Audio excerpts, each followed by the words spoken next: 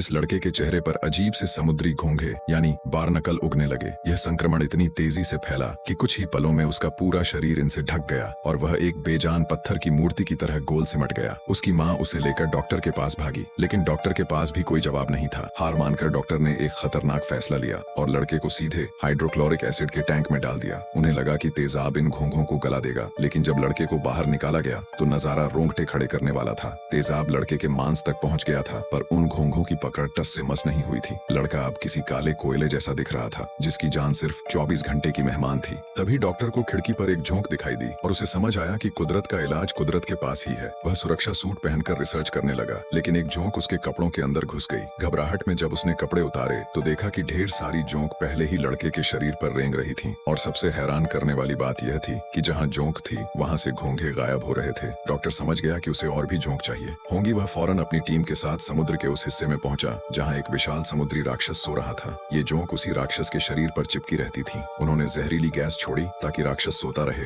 और डॉक्टर ने जल्दी जल्दी झोंक काट कर बोतलों में भरना शुरू किया। तभी एक भयानक मोड़ आया और वह दानव अचानक जाग गया। उसने डॉक्टर को उठाकर फेंक दिया और उन पर हमला करने ही वाला था कि तभी डॉक्टर के साथी ने एक बड़ा पत्थर उसके सिर पर दे मारा, जिससे डरकर वह दानव वापस गहरे समुद्र में चला गया। डॉक्टर के पास बहुत कम झोंक बची थी, लेकिन वक्त बहुत कम था। वापस आकर डॉक्टर ने सारी झोंक लड़के के शरीर पर फैला दी। झोंक से निकलने वाले खास तेजाब ने उन जिद्दी घोंघों को पिघलाना शुरू कर दिया। पूरी रात लड़का उन झोंक से ढका रहा और जैसे ही अगली सुबह की पहली किरण पड़ी, चमत्कार हो चुका था। लड़के का शरीर अब पूरी तरह साफ था और वह मौत के मुंह से वापस आ चुका था।